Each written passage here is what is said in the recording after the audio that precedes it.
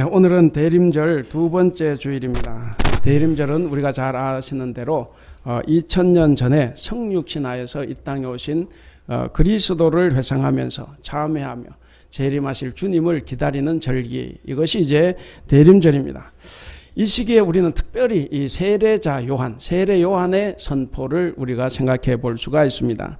세례 요한은 백성에게 죄를 각성시키고 그리고 회개하게 함으로써 메시아를 맞이할 준비를 하게 하였습니다. 그래서 이 대림절에 오늘 둘째 주간, 다음 주 셋째 주일의 교회력은 세례 요한에게 집중을 합니다. 그래서 다음 주에도 또 한 번 세례 요한의 본문을 가지고 설교를 하게 될 것입니다. 대림절에 교회는 강단에서 세례 요한처럼 광야의 소리가 되어서 회개를 선포하게 됩니다. 그리고 성도들은 회개 선포에 순종하여서 회개함으로써 우리 주님의 오심을 준비하게 됩니다. 주님을 진정으로 기다리는 사람들은 자신의 죄를 회개합니다. 그리고 주님의 오실 이 모든 일에 걸림돌이 될 만한 모든 방해물들을 스스로 제거하게 됩니다. 오늘 대림절 둘째 주일에 주어진 이 본문 말씀을 통해서 우리가 어떻게 하면 주님을 더 잘 기다릴까 하는 것을 우리가 한번 생각해 보도록 하겠습니다. 먼저 우리가 생각해 볼 것은 1절 2절 말씀입니다. 세례 요한에게 하나님의 말씀이 임한 그 때에 관한 내용입니다. 우리가 1절 2절을 우리가 한번 읽어보겠습니다. 여러분 성경을 보시고 1절 2절 상반절까지 읽겠습니다. 시작. 디베rio 황제가 통치한 지 15해 곧 본디오 빌라도가 유대의 총독으로 헤롯의 갈릴리의 분봉왕으로 그 동생 빌립이 이두레와 드라고닛 지방의 분봉왕으로 루사니아가 아빌레네의 분봉왕으로 안나스와 가야바가 대제사장으로 있을 때에 아멘. 거기까지 읽겠습니다. 자, 여기에 사람이 몇 사람 나옵니까? 일부 예배 때는 못 헤아리더라고. 몇 사람 나옵니까? 왜 저 얼굴만 보셔? 이게 본문을 봐야 몇 사람이 나오는데. 7사람 나옵니다. 정치인 5명, 그리고 종교 지도자 2명, 이렇게 7명의 이름이 나옵니다. 여기에 나오는 7명의 사람들은 다 당시 세계를 주름 잡았던 사람들입니다. 로마 황제 디베료를 비롯해서 유다를 다스렸던 로마 총독 본디오 빌라도, 그리고 유다 땅을 다스렸던 3명의 분봉왕, 우리는 헤롯만 알지만 이 3명의 이름이 정말 아무 생각 없이 적혀진 것 같기도 해요. 정말 무미건조하게 이렇게 나오고 있는데, 거기에 누구 이름이 2절에 따라 나옵니까? 바로 대제사장 가야바, 안나스가 따라 나오고 있습니다. 그러니까 이 정치인들 이름 속에 종교 지도자의 이름이 나오는데, 이 종교 지도자는 정치인들보다 더 나았냐 혹은 더 나쁘냐, 이런 것을 우리가 생각해 볼 수가 있는데, 어찌됐든 누가가 이렇게 당시에 유대 땅을 중심으로 해서 세상을 다스렸던 사람들을 기록하고 있는데, 아마 이유는 그거겠죠. 세례 요한의 탄생 혹은 예수님의 탄생은 역사적인 사실이다 하는 것을 밝혀주기 위한 의도가 있을 것이고, 또 더 중요한 것은 이겁니다. 정말 이 그냥 돌아가는, 건조하게 돌아가는 이 역사 속에 하나님의 음성, 하나님의 메시지가 들려졌다 하는 것입니다.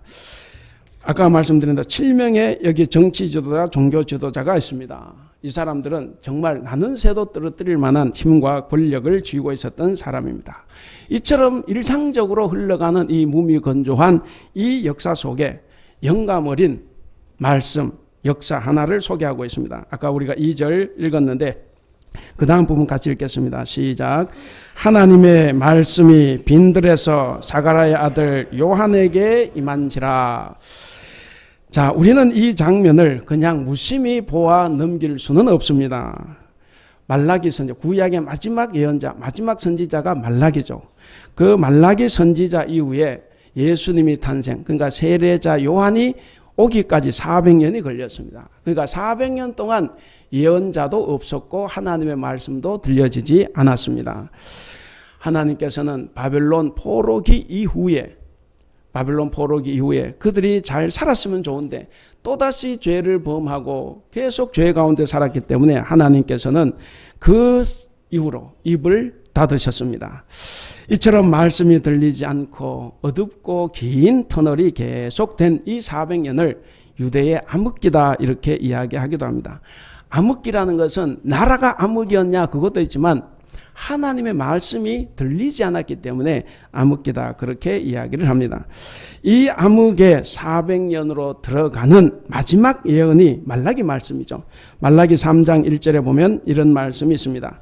만군의 여호와가 이르노라 보라 내가 내 사자를 보내리니 그가 내 앞에서 길을 준비할 것이요 그것이 100년 걸릴지 200년 걸릴지 모르지만 그러나 앞으로 내 사자를 보내겠다 하는 그 말씀을 말라기가 400년 전에 했습니다.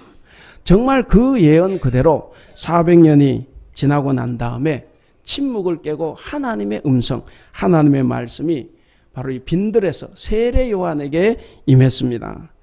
앞에서 말한 7명의 사람들이 있습니다. 이 7명의 사람들에 비하면 세례 요한은 아무것도 아니에요. 그냥 촌놈입니다. 하나님의 말씀이 황제가 있는 궁궐에도 혹은 총독이 다스리는 총독 관저에도 혹은 대제사장이 시무하는 성전에서 들린 것이 아닙니다. 어디에 들렸습니까? 바로 빈들에서 초라하게 살아가는 한 야인, 보잘것없는 한 사람에게 나타났다 하는 것입니다. 그래서 이것은 우리가 전혀 예상치 못하는 돌발 상황이라고 볼 수가 있습니다. 하나님은 늘 이렇게 우리의 생각을 벗어납니다. 우리의 생각대로 가지 않아요. 항상 하나님은 역전 드라마, 반전 드라마를 펼쳐나가십니다. 우리는 그것을 잘 깨달아야 됩니다. 오늘도 그렇습니다. 우리를 죽음과 죄에서 구원하시는 이 하나님의 말씀은 전혀 예기치 못한 곳에서 들려오기도 합니다. 예수님의 오심을 통하여 증거되는 이 희망의 메시지는 궁궐에서가 아니라 마국 안에서 예수님이 태어나신 것처럼 그 희망의 메시지가 화려하고 힘이 있는 곳이 아니라 바로 빈들에서 들려옵니다. 성전이 아니라 그늘진 곳에서 들려옵니다. 그러므로 오늘 여러분들도 여러분이 지금 어떤 처지, 어떤 환경에 처해 있든지 간에 우리 하나님의 말씀으로 또 희망을 얻을 수가 있습니다. 왜냐? 하나님의 말씀은 세상 사람들이 손가락질하는 그 실패와 그 절망과 그 처절한 탄식이 있는 그곳에서 주어지기 때문에 그렇습니다. 그렇기 때문에 우리가 어떤 환경에 처했든지 관계없어요. 오히려 나의 상황이 암울하면 암울할수록 하나님의 음성이 나에게 들릴 가능성이 더 많아집니다. 그래서 바로 우리와 여러분 모두에게 이런 용기와 소망을 주시는 하나님의 말씀을 들을 수 있기를 바랍니다. 하나님의 말씀은 이 세상이 아무리 암울해도 들려집니다. 하나님의 말씀은 이 세상이 아무리 어두워도 한 줄기 빛으로 우리에게 다가옵니다. 이 대림절 기간 동안 이 세례 요한의 귀에 들렸던 그 귓전에 울려 펴졌던 하나님의 말씀이 여러분의 귀에도 들려질 수 있기를 바랍니다.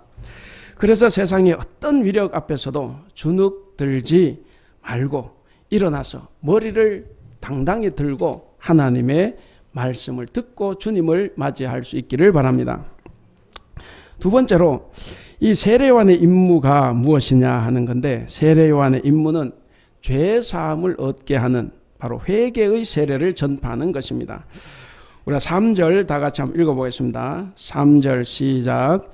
요한이 요단강 부근 각처에 와서 죄 사함을 받게 하는 회개의 세례를 전파하니. 자, 회개의 세례 그랬습니다. 여러분, 누가에게 있어서 중요한 단어들이 여러 가지가 있는데 그 중요한 단어 중에 하나가 회개입니다. 회개는 신약 성경 전체에서 회개하라는 동사가 34번 나옵니다.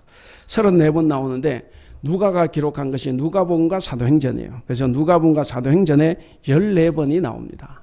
그러니까 전체 34번 가운데 14번이 나오고, 또 회개란 이 명사는 신약 성경 전체 22번 나옵니다.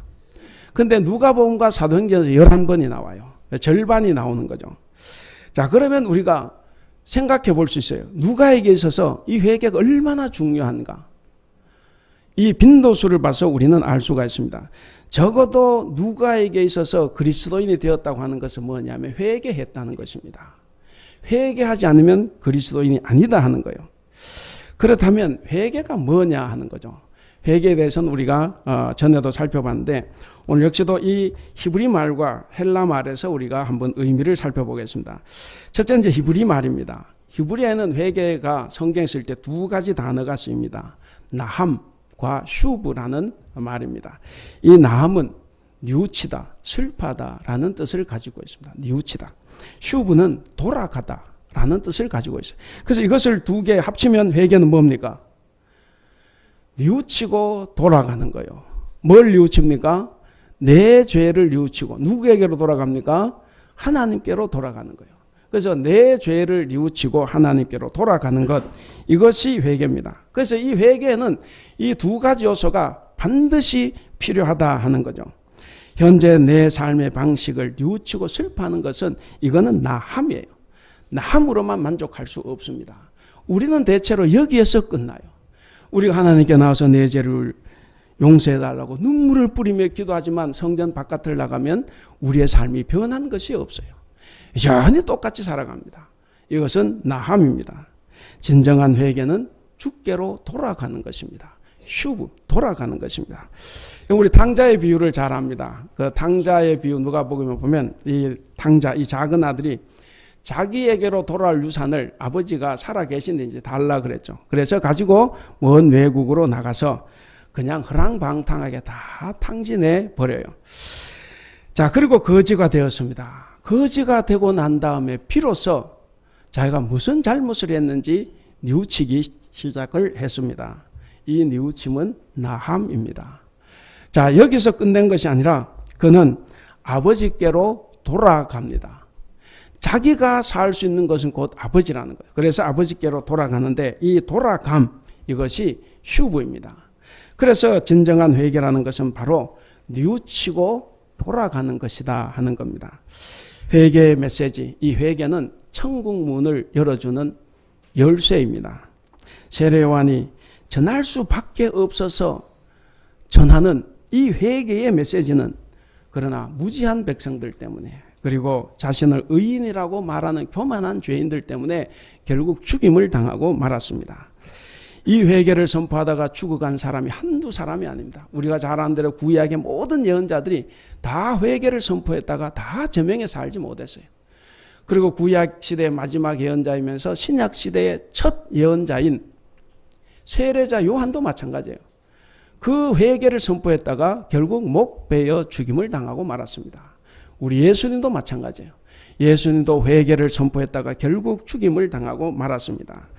여러분, 이것이 무엇을 말하겠습니까? 우리에게 역으로 회개가 얼마나 중요한가 하는 것을 우리에게 가르쳐 줍니다. 내가 죽임을 당할지라도 저 백성들을 살리기 위해서 회개를 선포할 수밖에 없는 상황입니다. 우리는 회개해야 합니다. 남 보고 회개하라고 하는 것이 아니라 내 스스로 회개하면 됩니다. 그래서 이 역설적으로 회개가 얼마나 중요한가 하는 것을 우리에게 가르쳐 줍니다. 그러면서 회개가 얼마나 무서운가. 회개를 전하는 사람은 다 미움받고 죽임을 당했습니다. 또 그 말을 듣고도 회개하지 않고 미워하고 죽인 사람도 다 죽었어요. 어차피 다 죽습니다. 그런데 그 결과가 너무나 다르다는 거예요. 이 회개의 메시지가 진짜 무서운 것이 바로 그것입니다. 결과입니다. 회개하지 않는 사람 때문에 죽임을 당한 사람은 천국을 가지만 그러나 그것이 듣기 싫어서 죽인 사람은 결국 지옥으로 갈 수밖에 없습니다. 그러므로 회개에서 가장 중요한 것은 행동입니다. 실천이에요. 돌아가는 것입니다. 제가 인도네시아 선교사로 있을 때 굉장히 아팠어요. 그래가지고 이게 뭐를 먹을 수도 없고 앉을 수도 없고 누울 수도 없고 어떻게 제일 편한 거는 그냥 변기에 앉아 있는 게 제일 편했어요. 그래가지고 이게 잠도 못 자고 그래서 어차피 2달 뒤에 한국 들어가니까 2달 참아 보려고 했습니다. 자, 그렇다 해서 비행기 타고 3시간 반을 가는 곳이기 때문에 촌이에요. 그럼 병원도 잘 없고 그러다가 한 달을 버텼는데 도저히 이거는 이러다 죽을 것 같아서 아내에게 말했습니다. 나 죽을 것 같으니까 한국은 그만두고 자카르타 한국 병원에 좀 가자. 그래가지고 이렇게 한국 자카르타로 나갔습니다. 나가서 이렇게 검사를 해봤더니 하여간 뭐 십이지장, 위, 궤 다 파괴가 됐어요. 그리고 하나가 발견됐습니다. 간 수치가 너무 높대요. 그래서 이거는 빨리 한국에 들어가야 된다 그래서 2주 동안 좀 치료를 해서 들어갈 수 있다 그래서 2주 동안 거기서 치료하고 이제 한국에 들어가서 다행히도 빨리 발견해서 이제 그 간이 괜찮아요. 간이 괜찮은데 그 의사가 그때 말했습니다. 이 약을 잘 먹어라.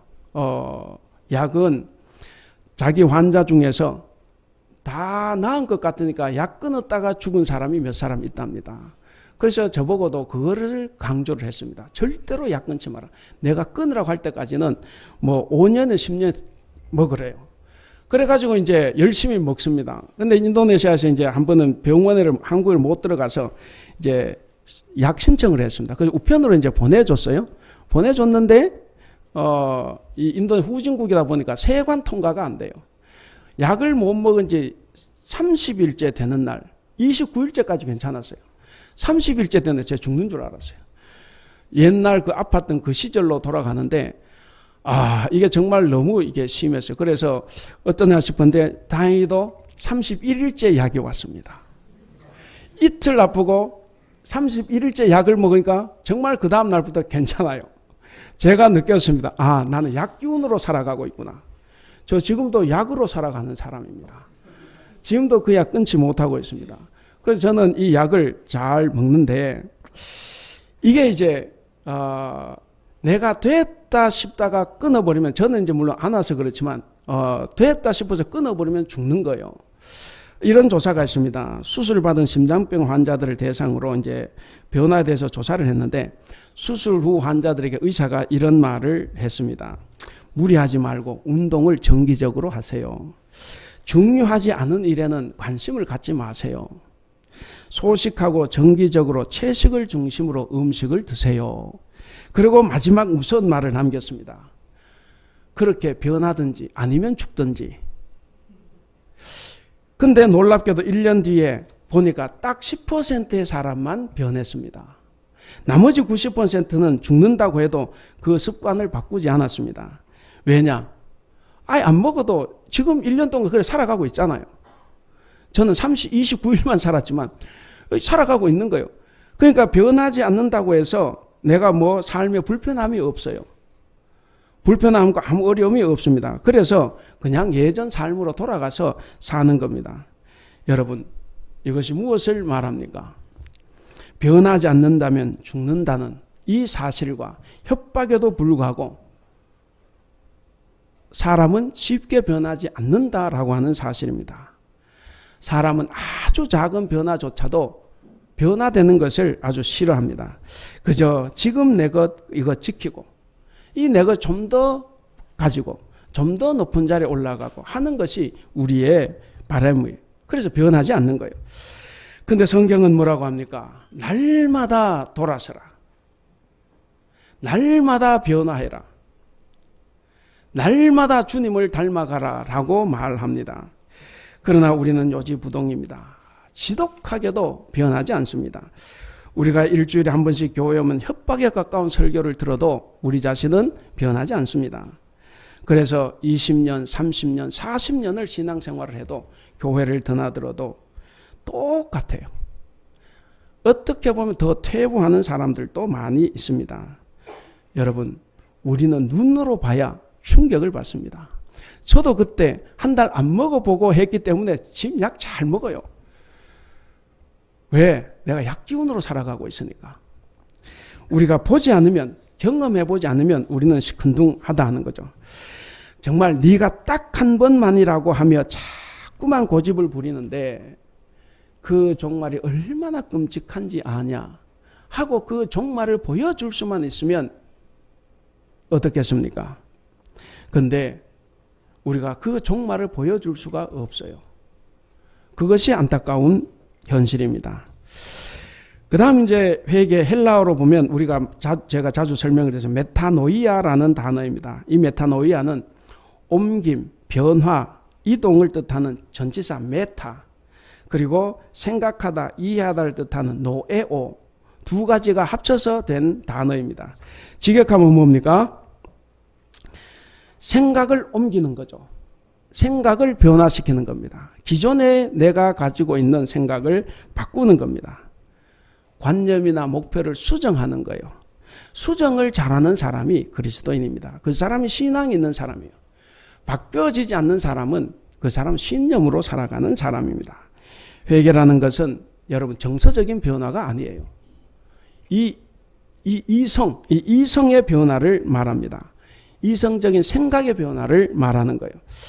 그래서 회개는 마음과 생각을 완전히 바꾸는 것입니다. 여러분, 우리 마음을 바꾸고 우리 생각을 바꾸면 우리의 행동도 분명히 변화가 됩니다. 바로 이것이 회개입니다. 근데 우리를 돌아보면 이 마음과 생각을 바꾸는 것이 결코 내 의지대로, 내 힘으로 되는 것이 아니다 하는 겁니다. 우리 스스로의 노력으로 우리의 마음과 생각을 바꿀 수 있다고 생각하면 할수록 그 사람은 절대로 변화가 일어나지 않습니다. 내가 할 수 있으니까 오늘 아니어도 내일 하지. 술, 담배 왜 못 끊습니까? 오늘 하고 내일 하지. 그러니까 안 되는 거예요. 자기가 할 수 있다고 생각을 합니다. 알코올 중독자들이 이 중독증을 고치기 위해서 가장 먼저 해야 되는 첫걸음이 뭐냐면 자기 스스로는 술을 끊을 수 없다는 이 처절한 절망감이라고 합니다. 내가 아무리 철석 같은 의지를 가지고 최고의 노력을 다 한다고 해도 절대로 내 힘으로는 술을 끊을 수 없다라고 하는 이 절망감이 결국 중독증을 고칠 수 있는 첫걸음이다 하는 겁니다. 내가 할 수 없다는 생각을 가지면 외부의 힘을 빌리게 되는 겁니다. 외부로 내 시선을 돌리게 됩니다. 외부의 도움을 구하게 됩니다. 마찬가지로 내가 내 죄를 다스릴 수 없다면 우리는 하나님을 바라봐야 합니다. 내 힘으로 스스로 죄를 끊을 수 없다면 나의 이 무기력함을 솔직하게 인정하고 하나님의 도우심을 구해야 합니다. 그런데 우리는 너무 자신만만해요. 나는 내가 다 할 수 있다, 믿음으로 다 할 수 있다고 생각하는 것이 결국 우리를 회개하지 못하게 합니다. 이렇게 내가 할 수 없다는 사실을 자인을 하고 하나님은 하실 수 있다, 하나님만이 하실 수 있다는 이 생각을 바꾸어야 합니다. 이런 회개야말로 죄사함을 받게 하는 것입니다. 사랑하는 우리 성도 여러분, 내가 할 수 없는 것을 하나님은 하실 수 있습니다 라고 우리의 마음, 우리의 생각을 바꾸는 순간 우리의 죄는 깨끗이 사라집니다. 우리의 모든 죄가 그래서 깨끗하게 용서가 되는 겁니다. 이와 같이 대림절은 우리 모두의 죄를 깨끗이 씻어내고 예수님의 오심을 준비하는 계절입니다. 우리에게는 스스로의 힘으로 고칠 수 있는 것도 많아요. 그런 것은 우리가 굳이 기도할 필요가 없습니다. 내가 다 할 수 있는 것. 그러나 우리 마음 깊은 곳에 뿌리박고 있는 죄의 문제와 같이 우리 스스로 해결할 수 없는 것들이 많습니다. 우리가 왜 하나님을 믿습니까? 세상 사람들은 나는 나를 믿어. 뭐 하나님 믿냐 그러지만 여러분 내 힘으로 할 수 없는 게 너무 많아요. 그래서 우리는 그것을 알기 때문에 하나님께 우리의 문제를 고하고 하나님의 힘으로 우리가 그것을 이기려고 하는 것입니다. 바로 그때 우리는 마음과 생각을 바꾸어야 합니다. 우리에게 고질적인, 내가 해결할 수 없는 고질적인 문제가 있다고 생각을 할 때 우리의 마음도 바꾸고 생각도 바꾸어서 오직 하나님만 바라봐야 됩니다. 나는 할 수 없지만 하나님만은 하실 수 있다. 이것을 믿으시고 살아가시기를 바랍니다. 그런데 이제 지금 이런 말씀을 우리가 듣고 있는데 이 말씀을 듣는 여러분들의 심정은 어떻습니까? 혹시 꼭 뭐 행동을 바꾸어야 하나? 안 변하고도 나는 예수님을 잘 믿고 사는데 별로 어려움이 없는데 뭐 불편함이 없는데 굳이 힘들게 회개하고 뭐 그런 거 하나님께 고해야 하나? 혹시 생각하지는 않습니까? 사람이 죄를 짓고도 머뭇거리는 것은 하나님의 눈으로 우리의 죄를 보지 않기 때문에 그렇습니다. 하나님까지 갈 필요가 없어요. 우리는 자주 남을 험담하고 비난을 합니다. 남의 죄를 지적합니다. 그 생각 그대로 자기 자신의 죄를 돌아보면 우리에게도 수많은 허물이 있을 겁니다. 바로 성경에서 하나님은 이렇게 말씀하십니다. 하박국 1장 13절에 보면 주께서 눈이 정결하심으로 악을 참아보지 못하시며 패역을 참아보지 못하신다 라고 말했습니다. 여러분, 우리의 눈으로 우리 자신을 보지 않기를 바랍니다.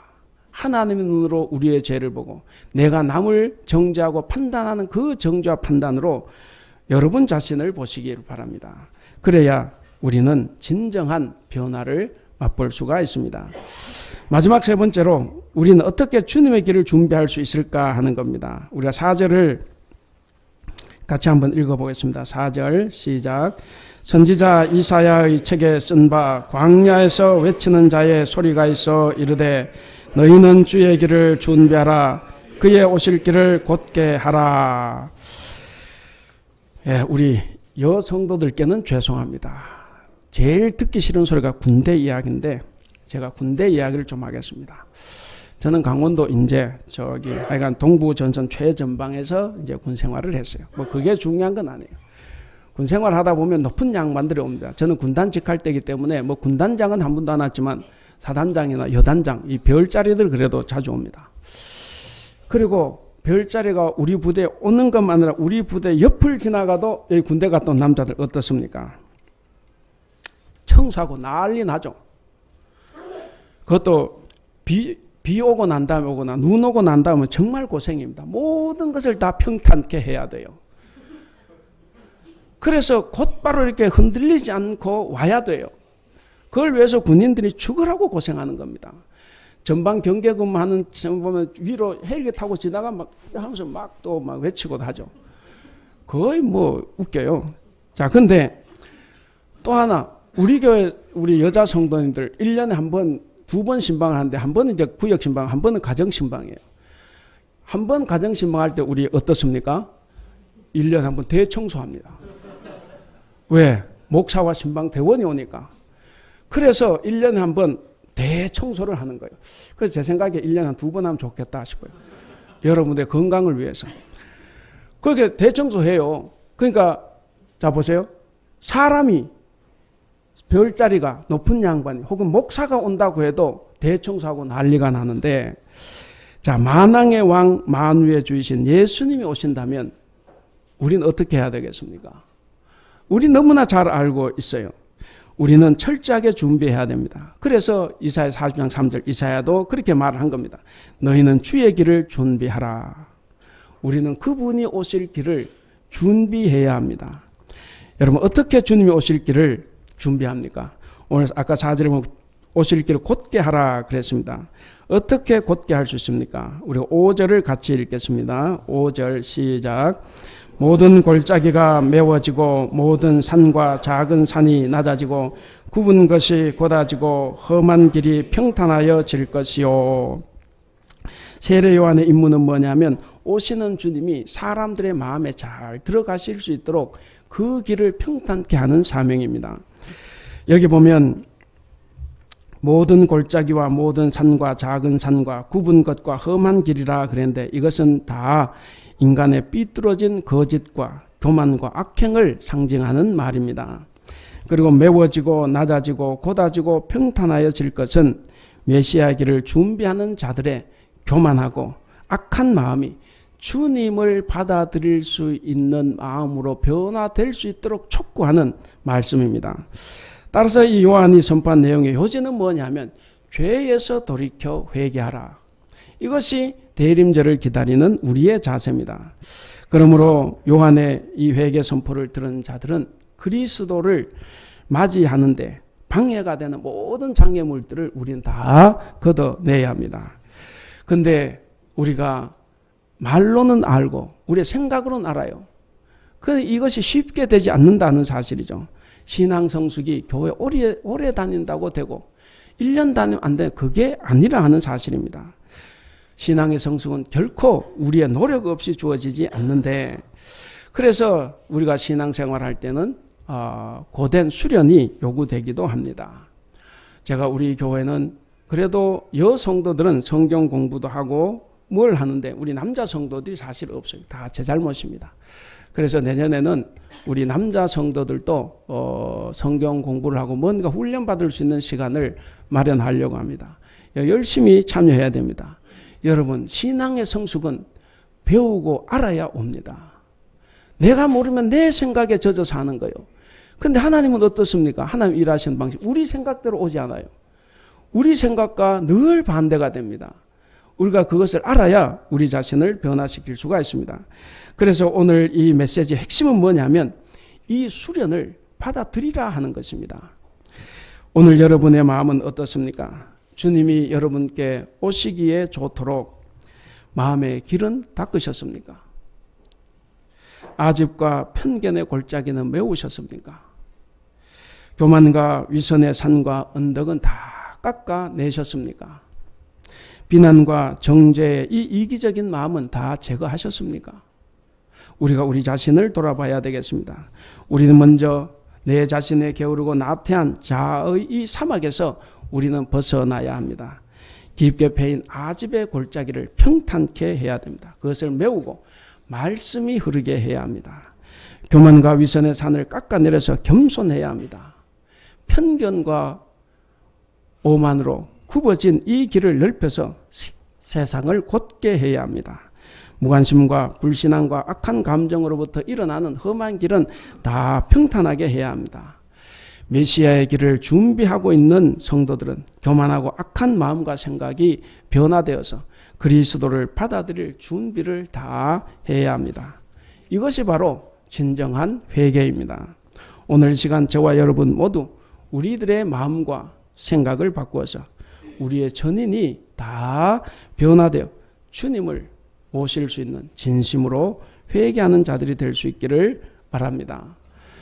성도 여러분, 다시 오실 우리 주님은 절대로 죄를 용납하지 않습니다.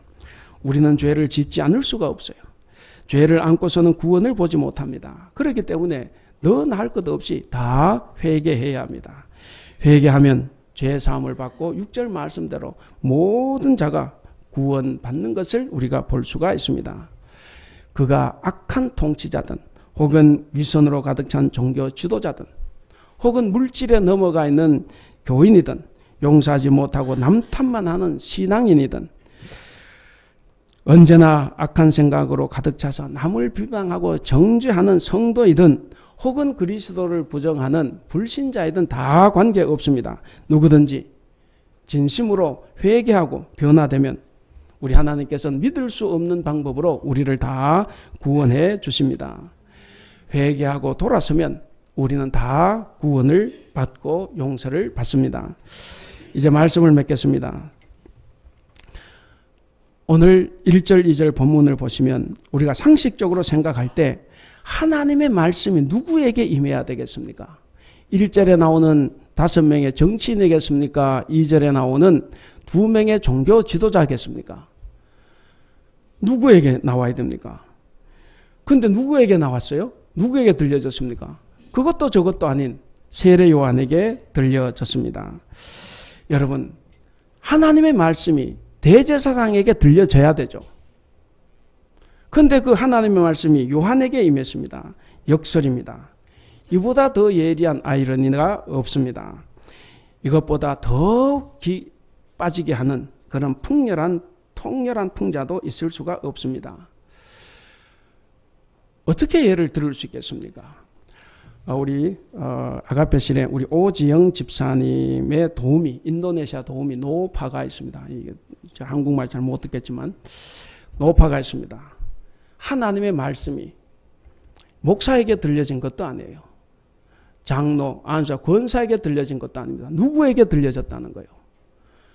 저 노파에게 들려졌다 하는 말씀입니다. 우리가 회개하고 변화되지 않으면 이런 우스운 꼴을 당하고 맙니다. 그래서 우리는 다 이 역설의 비참한 주인공이 될 수밖에 없습니다. 지금 우리는 아기 예수님의 탄생을 16일 앞두고 있습니다. 여러분들은 어떤 자세로 우리 주님을 맞이할 생각이십니까? 아까 말씀드린 대로 반갑고 중요한 손님을 맞는데도 우리는 우리의 집을 그대로 두지 않습니다. 다 청소합니다. 깨끗하게 합니다. 그것이 손님을 맞는 자의 기본 예의입니다. 하물며 성탄절을 16일 앞두고 주님을 맞이하기 위해서 준비하는 우리는 왜 우리 자신을 청소하지 않습니까? 우리도 우리 자신을 다 청소해야 됩니다. 그것이 주님을 맞는 우리의 기본 자세이고 본분이고 예의입니다. 오늘 제목을 같이 한번 읽어보겠습니다. 시작. 그리스도인 마음과 생각을 바꾸는 사람들. 우리는 생각을 바꾸고 마음을 바꿔야 합니다. 저와 여러분들은 다 주님의 길을 준비하는 자입니다. 그리고 그의 오실 길을 곧게 하는 자들입니다. 그렇기 때문에 우리는 다 깊게 패인 아집의 골짜기를 메워야 합니다. 교만하고 위선적인 산과 언덕을 다 깎아내려야 합니다. 그리고 편견으로 굽은 생각과 마음을 곧게 해야 합니다. 그리고 우리는 기도해야 합니다. 주님, 제가 회개함으로 주님의 길을 곧게 하겠습니다. 회개한 이 마음으로 주님 오시옵소서. 사랑하는 우리 대북교회 성도 여러분, 그리고 우리와 함께 예배하는 성도 여러분, 이번 대림절 기간에는 우리의 생각을 바꾸고 우리의 마음을 변화시켜서 온전하고 바른 생각과 마음으로 성탄절을 맞이하시는 복된 성도들이 되시기를 주님의 이름으로 축원합니다. 우리 함께 앞에 제목을 보면서 기도하겠습니다. 이 대림절의 세례 요한의 음성을 우리가 듣고 우리 죄를 회개합니다. 하나님 용서하여 주시옵소서. 주님이 우리 마음에 오시도록 우리의 생각을 바꾸고 내 마음을 넓히고 행실을 바꾸겠습니다. 깊게 패인 이 아집의 골짜기를 메우고 교만하고 위선적인 산을 깎고 편견으로 굽은 생각과 마음을 곧게 펴고 주님을 기다리겠습니다. 하나님 우리에게로 제 마음으로 오셔서 우리를 구원하여 주소서 하고 우리가 함께 기도하겠습니다. 사랑과 자비가 풍성하신 우리 하나님 아버지, 감사와 찬송과 영광을 올려드립니다. 하나님, 이 대림절 둘째 주일에 우리들이 겸손한 마음으로 주님께 나왔습니다. 하늘 보좌를 버리시고 인간의 몸으로 이 땅에 오신 성자 예수님께서 우리 마음에 임하시기를 소망합니다. 하나님 아버지, 우리의 행동, 우리의 말, 우리의 모든 것을 감찰하시는 하나님, 예수님의 탄생을 기다리며 경건을 유지할 이 대림절 기간임에도 하나님 아버지, 우리들의 삶에는 온갖 죄악이 넘치고 차고 있습니다. 하나님 아버지, 진리의 말씀을 들으며 순종하는 대신에 악인들의 꾀를 따르는 불순종인 길에 서 있기도 합니다. 하나님을 사랑하노라 하고 입술로는 고백을 하지만 행동으로는 이기적인 욕심에 끌리며 육체의 쾌락을 탐닉하며 살아가기도 합니다. 하나님 아버지, 우리를 용서하여 주시옵소서. 신앙적인 오만으로 남의 잘못을 믿음 없다 정죄하는 겸손하지 못한 우리의 모습을 회개합니다. 하나님 아버지, 우리의 회개를 들으시고 우리를 다 용서하여 주시옵소서. 우리의 교만의 산을 낮추어 주시옵소서. 하나님 아버지, 우리가 하나님 늘 생각할 때 내가 없으면 다 안 될 것처럼 이야기하지만 하나님, 그런 교만을 용서하여 주시옵소서. 하나님, 우리 안에 있는 교만의 산을 깎아 주시옵소서. 물질의 교만의 산, 지식의 교만의 산, 하나님 아버지, 자기 공로를 내세우는 교만의 산, 종교적인 열심에서 오는 교만의 산이 너무나 높습니다. 하나님 아버지, 우리를 낮추어 주시고 깎아 주시고 하나님 겸손하게 하여 주시옵소서. 성탄절은 기쁜 날이지만 대림절은 무겁고 진지하게 반성하고 회개하는 기간입니다. 성탄절에는 예수님을 기쁘게 만날 수 있도록 이 대림절에는 세례 요한을 바로 만나게 하여 주시옵소서. 그래서 하나님, 우리의 잘못을 깨닫고 진정으로 회개하는 사람으로 살아갈 수 있도록 주님 도와주시옵소서. 그래서 하나님, 우리가 온전히 주님을 기다리는 주의 백성들이 다 될 수 있도록 우리 주님 도와주시옵소서.